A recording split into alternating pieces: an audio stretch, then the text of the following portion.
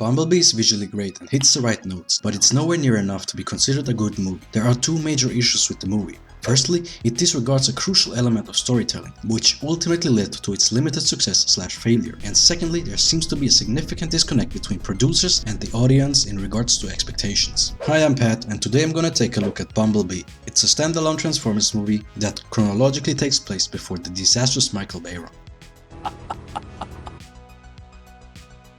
Initially, when the movie came out, I skipped it for an obvious reason. I still hadn't recovered from the train wreck that was The Last Night. I was done with the franchise for good. But a few weeks ago, I watched Bumblebee anyway, and I gotta say, at first I was pleasantly surprised. It looked super good and the story seemed interesting, with a different take, but then it quickly dropped the ball. The movie is set in the 80s and definitely tries to sucker people in with nostalgia. But that's okay as long as it's done well and it's not used as the movie's main selling point, which, and I feel bad for saying this, it kinda is. It uses the awesome designs of the beloved G1 Transformers. The movie CGI is great, and the few fights in the movie are well choreographed. Sadly, that's where the good things end.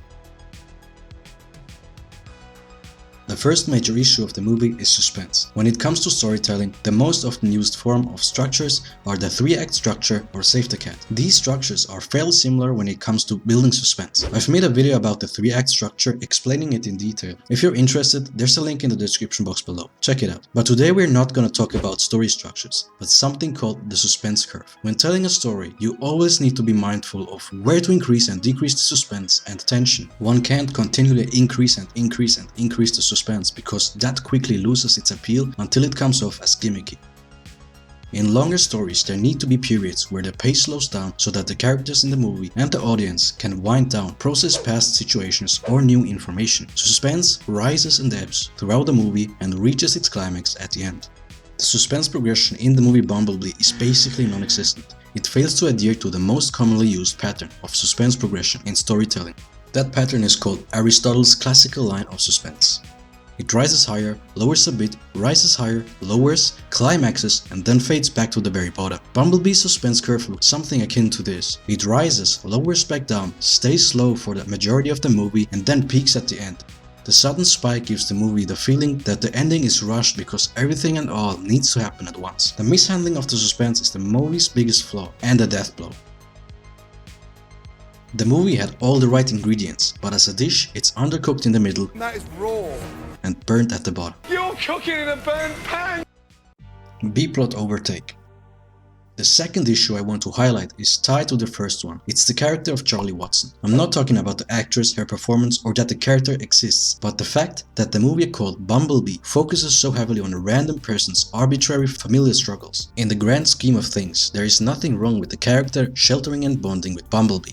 B-plots are a tool meant to decelerate the pace, add exposition, or give the audience a chance to bond with the characters. The issue with this particular B-plot is that the Charlie's uninteresting issues completely take over for the majority of the movie. The main plot introduced in the beginning, the war for Cybertron and the fate of Optimus, are pushed to the background, but it doesn't end there. The plots are never really resolved. We know Optimus escapes the planet because he's on Earth, but this is revealed in a very unsatisfying manner.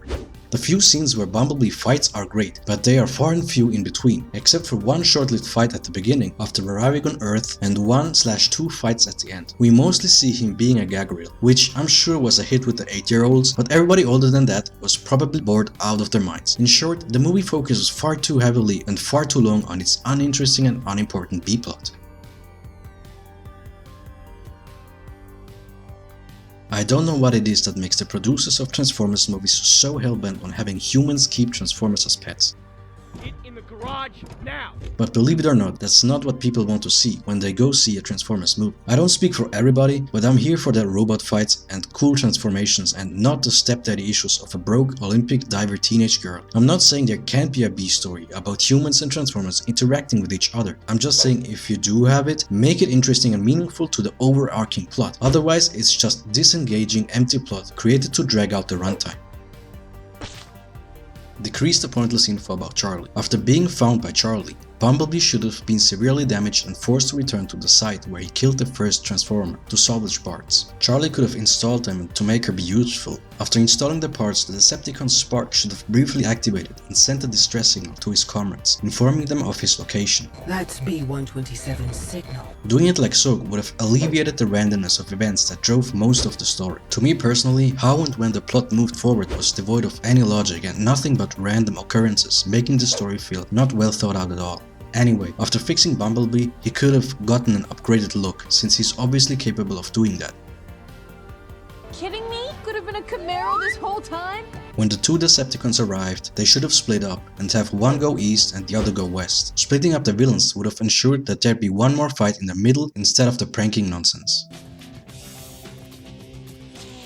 This could have also alerted Sector 7, rather than them just randomly blocking a road when it's time for them to shine. With only one Transformer left, the final fight could have been a real one-on-one, rather than having one Transformer be on standby and watch his comrade lose to Bumblebee. In the movie, tag teaming Bumblebee and dispatching him quickly would have been the logical choice and ensure their victory.